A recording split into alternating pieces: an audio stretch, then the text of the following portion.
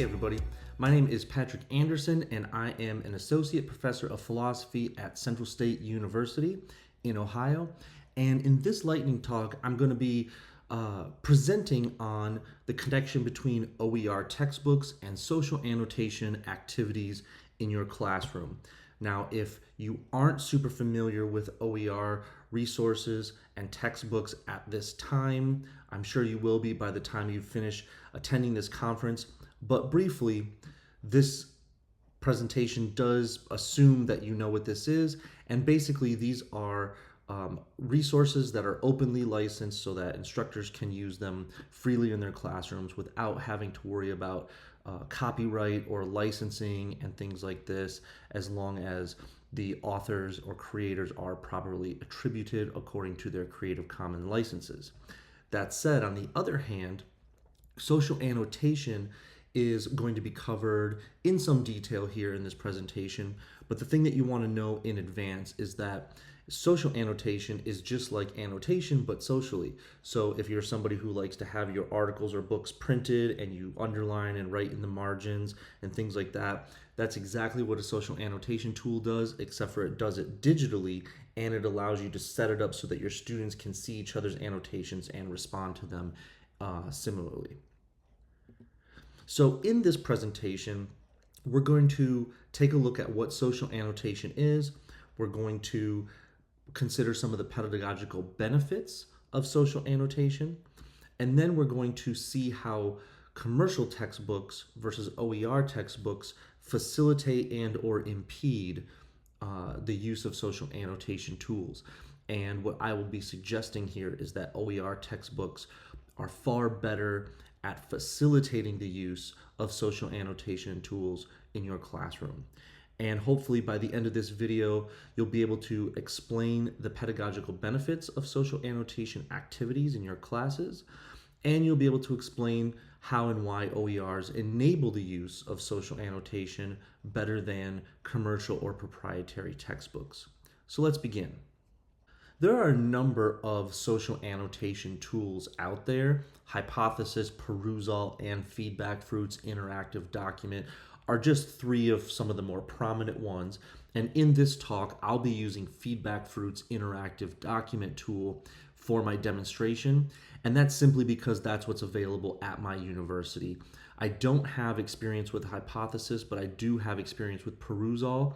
I like that tool as well. The interface is very intuitive and all of that sort of thing. So this isn't so much about a specific tool as it is so much about what social annotation is and how to use it. Now, like I said before, social annotation is where your students can go in, they see the document, they see the assigned reading, they can highlight, make comments, annotations, and you can have them either as a full class or in subgroups of your class responding to other students as they make comments and things like this. So there really can be a kind of interactive aspect to this. And what I'll show you here is a little bit of the way that I use it in my general education classes.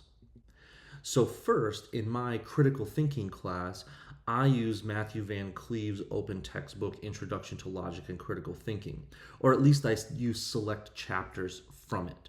And basically what I do is I take the PDF of the book and I pop it right into the social annotation tool, and the students can go ahead and mark it up, and it looks something like this. So as you can see, we have chapter 1.1, what is an argument? We've got students making some highlights and comments there in the margin, but this gives a pretty good indication of what it looks like for the students. And as you can see, I've also made one comment there, and this is kind of how I use my OER textbooks in my critical thinking class. Similarly, in my Introduction to Ethics class, I use DeMock and Fisher's Ethics for A-Level open textbook, and I do the same thing. I take the PDFs of each chapter, I put them right into the social annotation tool, and the students in my ethics class can go in and mark it up. So here's chapter 1 on utilitarianism. We've got students making their highlights and their annotations here. So for those who have never used social annotation before, these kinds of class activities have a lot of pedagogical benefits to them. First, they're designed to promote active reading and cognitive presence. We know that if we just post chapter 2 for Wednesday and say, read this, it's required. Few students will read it, and even fewer students will take notes, which means there's not a lot of active reading or cognitive presence going on.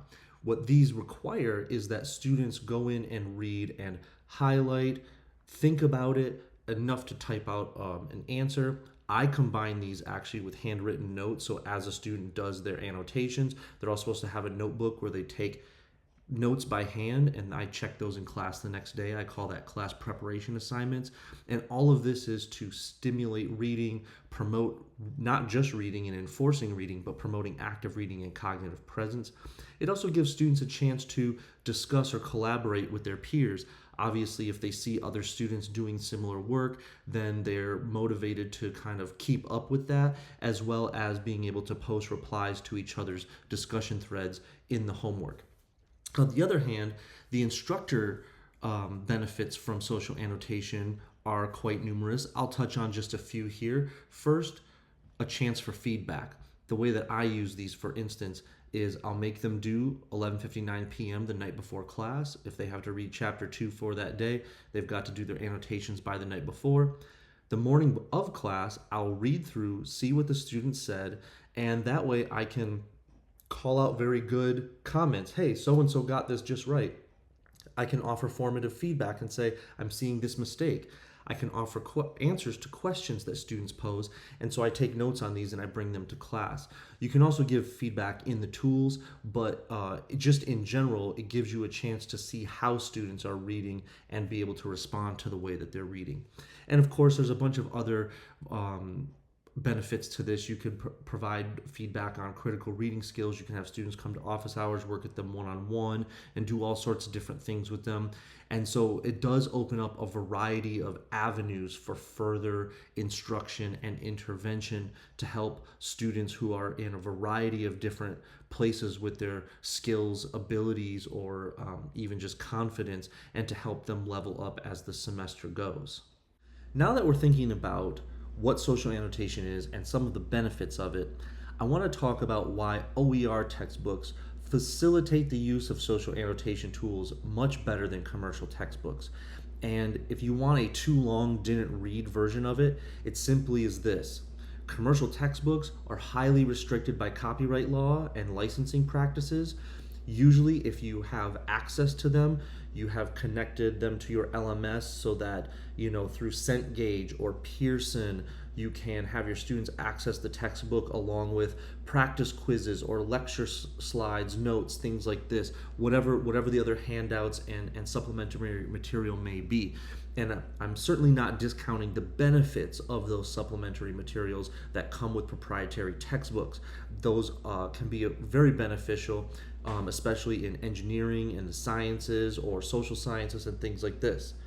That said, these textbooks are very difficult to use in social annotation tools. That is because the best way to use them is to take a PDF and upload it into the tool.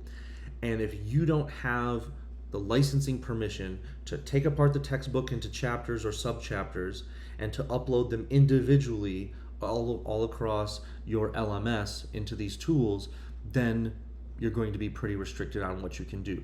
So let me give a very brief demonstration for how I set up a social annotation assignment for my class so we can see what it looks like.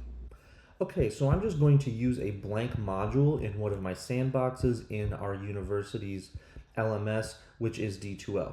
So first I'll go to existing activities, come down here to feedback fruits to be able to set one up, and I'm going to make this larger so we can go to start from scratch, and we'll scroll down here to interactive document, and let's go ahead.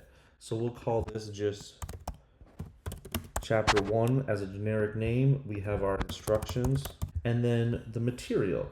As you can see, we can select a document to upload or paste a link. I'm going to actually use a document to upload here, and I'm just going to use the chapter from our critical thinking textbook. Now that it is uploaded, we can do a whole bunch of stuff with the settings, but I'm just going to leave it alone at this point. Go ahead and save.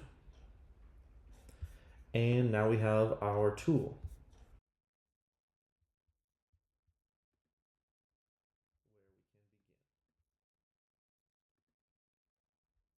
So as you can see, it would be very difficult to use commercial textbooks in this way.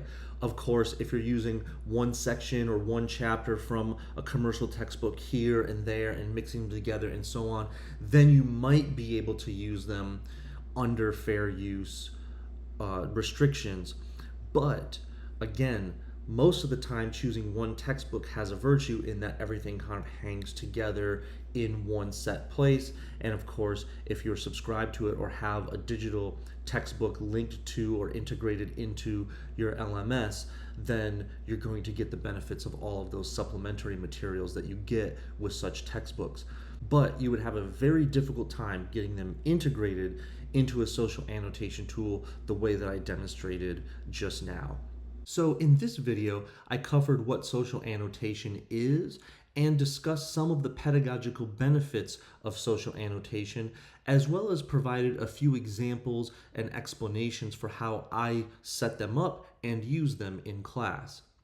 And then the big payoff here was to consider how OER textbooks facilitate the use of social annotation in a far more efficient and effective way than commercial or proprietary textbooks. And of course, I hope what you got out of this is that you could talk a little bit about the pedagogical benefits of social annotation tools. If you've never used them before, I hope your curiosity is piqued.